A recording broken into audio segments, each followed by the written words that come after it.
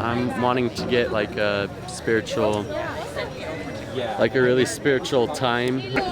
Lots of exercise and hopefully a bigger testimony.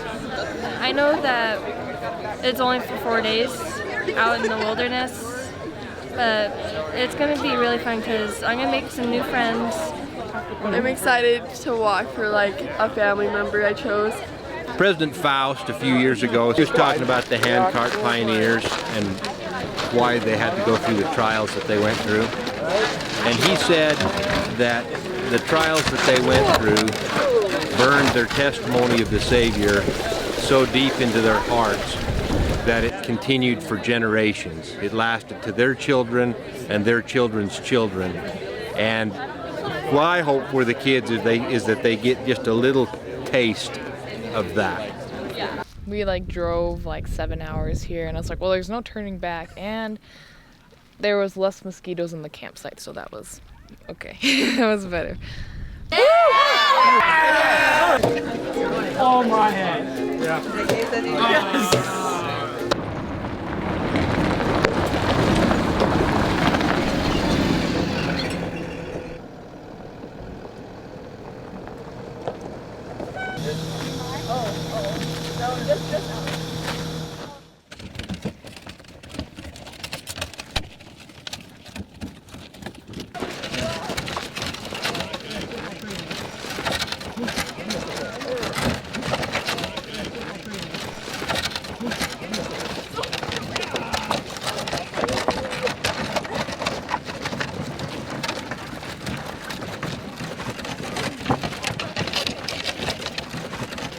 While we heard the stories of the pioneers, I loved how they were able to persevere through their trials, and I like how we can take that into our own lives, and we can gain a lot from learning how to just put our faith in God and continue to press through whatever trials are given to us. I got a little sliver of what they had to go through. I don't know, it kind of just made me sad and kind of guilty that I haven't been living my life the way that I should be, and for all the stuff that they did for me. I thought about the pioneers and what they do, and they did it for 4 months in horrible conditions, and this was such a simple task to do. I have more of a desire to serve other people and follow in the example of the pioneers. And I feel more determined to do family history and find people who maybe were trying to get the gospel but didn't make it, and make sure that their work gets done. I think what stood out most to me was that how the pioneers could just do this and have so much faith in it, and that they could walk so far and yet keep going. About the river crossing was very, very spiritual. So it was really cool knowing the person that I walked for, he was 5 years old. So thinking I'm 11 years older than that. That's if I can't do it, then what am I? So it was kind of it was kind of a motivator for me, and also kind of thinking to myself about how he would have felt walking this exact same trail that I did. So it was really cool. I'm excited to meet him eventually. It made me realize that something or someone was there kind of helping us. Everyone told me I wasn't able to walk and do the trek anymore. Everyone in the trek kind of welcomed me, and they were all willing to help me along and pull me on an extra cart that was heavy. Our trials can seem hard, but they're nothing compared to what they went through, and I think that it's a sad story, but it's important to learn that because of them we have the opportunities that we have today. Glad I came because it strengthens your spiritual, and it's a lot of fun knowing a lot more people, and overall you have lots of fun doing games and trekking and going to water. Yeah. Oh! I can't even move my cheeks. Ah! You can do it. You can do it, go, go! Why? Why did anyone think that was a remotely good idea? Get him!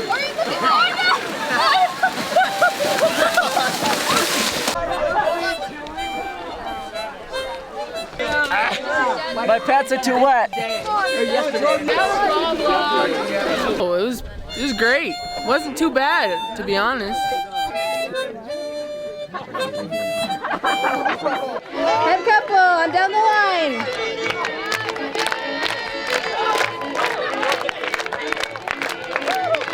Picture and partners.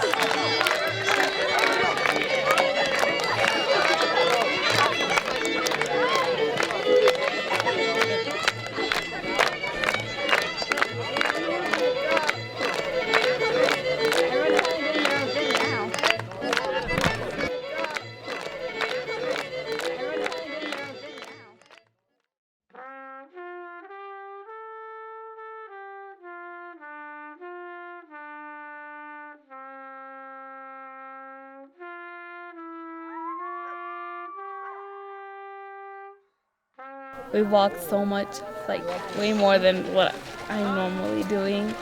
I've been thinking a lot while I've been walking, and it's just I'm thinking about like my troubles at home and stuff, and with my parents, and I just think about like pioneers and how happy they were, and it's just making me kind of like I feel happy because I feel the spirit trying to be with me and making me feel like I'm not alone. It's the best trek I've ever been on. I think the best experience was being able to go through all the firesides that we have and devotionals. And on the 5th day of October, 1856, many of our brethren and sisters are on the plains with handcarts, and probably many now 700 miles from this place, and they must be brought here. Brother Brigham, I am ready now. being able to feel the spirit of the pioneers that were here so many years ago. I mean, they went through so much more than we have. And they had it way harder than we did. And I think the best part about being here was being able to feel that. Feel the love that they had for us. And all that they did just so that we could have the gospel in our lives today. He's my twin brother, so I guess straight from birth we kind of had to be best friends. So we don't need to invite friends over all the time because we always have each other. He's a great kid for sure, and he loves his comic books, and he can remember just about any little trivia fact about different superheroes. He's one of the wittiest people I know. He'll have these things to say out of nowhere, and it'll just, we're all in the car or the room or whatever, and we'll just laugh at it. It's pretty great. He's a wonderful kid. Despite any hardships he has, he always perseveres and tries his hardest to do what he can, and he's just a great little brother. Couldn't ask for much more. Well, what's nice is I always know they can and they will help me, and so I know if I really need something I can always count on them to help me. And I guess it's just really nice to have someone to help me. So yeah. I think one of the most important things to take away from any situation is that if there's something you can do that someone else can't or can't do as well, to just help them out with it, well, no matter what it be, physical hardship, mental, spiritual, or whatever else, to just always support people the best you can, and then hopefully they can support you back one day. But mostly, there's no greater thing than service for others. Well, I think we and Jesus, we can always count on each other. I know if I ever need help, I can count on my brothers and him. I know there will always be tough times, but I know I can always go to one or the other to help me, and that's a really good thing. We can always ask Jesus to help us when we need it, and that's the great thing about brothers, because they'll help you when you need it. No matter what it is, they'll find a way to help you.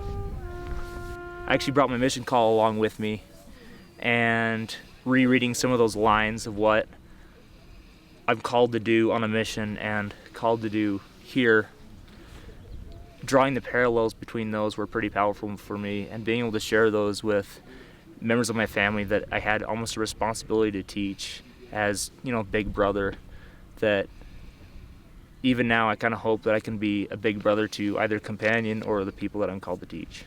I'm sorry, there's a lot of bugs. You're fine. I swallowed. Just swallowed them. All right. Overall, it's going to be, you're probably going to complain a lot because it's hot. There's a lot of mosquitoes. But then you're going to think back and you're going to think about how much fun you had. My left's bleeding, Bob. God, help me. Oh, brother. My arms are numb. I can't feel my fingers. My toes are numb. It's destroyed. Look at it. Look at it.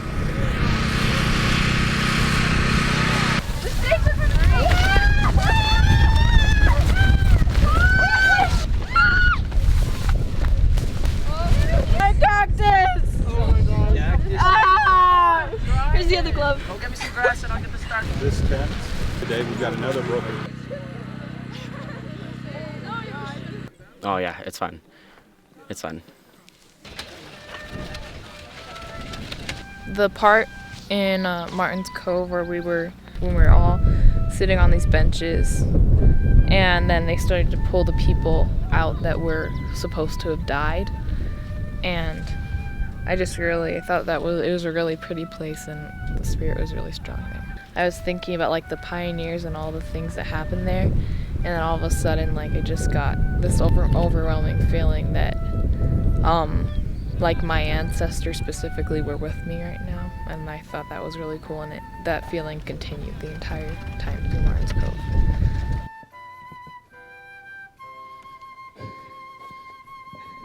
I'm grateful that we were able to be here on track and experience all this stuff. It's really powerful, feeling what the pioneers had to do. So I'm not gonna lie, I thought that was gonna be super easy.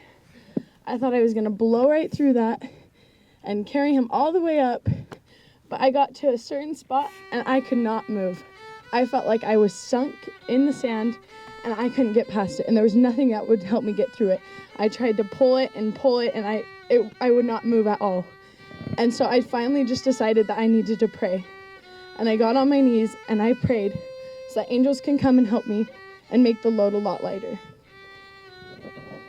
And when they came, it was so much easier, and it just felt so much better, so that I was able to do it. And I know that Elsie had angels helping her push that, because she pushed that for a long time, for 1 whole week after that. And I couldn't even do it up a hill, and she did that every single day. And I have so much love for these pioneers and for what they went through that I don't even understand. I can only understand this small little part of it, and there is so much more. I'm just glad that we get to listen to all these wonderful things and learn all these different things so we can feel just a little bit of that. The biggest thing is pray about it. I mean, there's no other better way to get an answer than by yourself.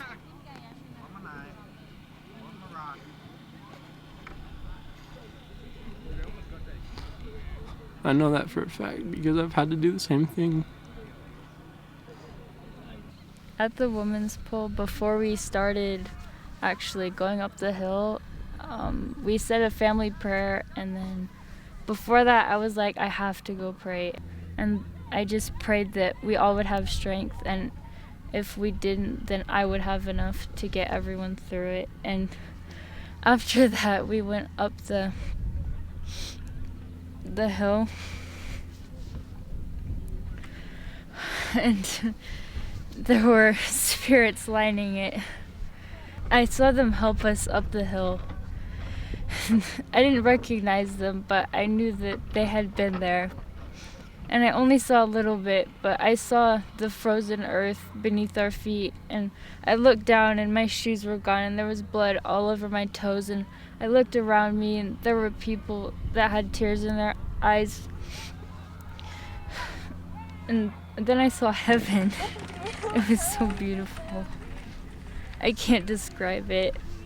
I wish I could, but whenever I saw it, I tried to tell everyone it's gonna be okay, because when I saw it, I wanted everyone to see what I had.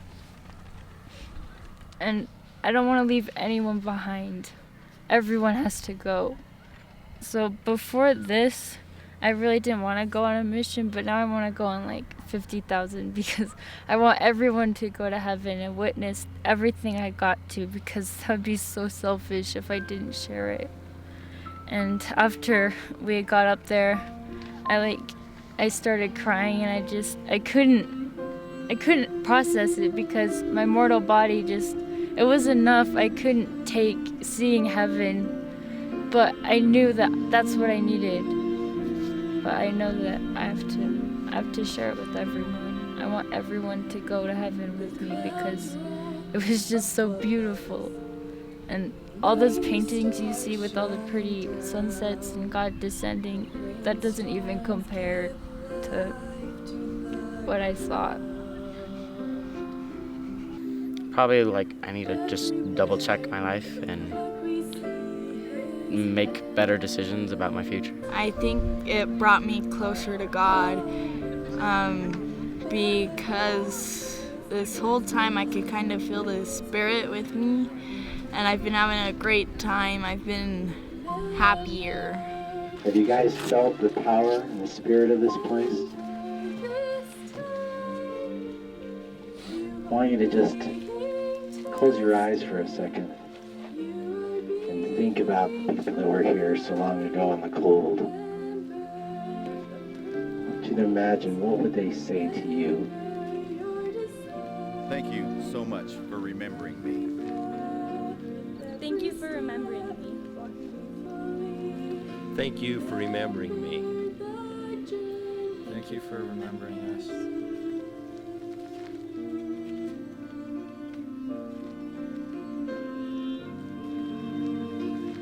But most of all, I think they would say, please don't leave here unchanged.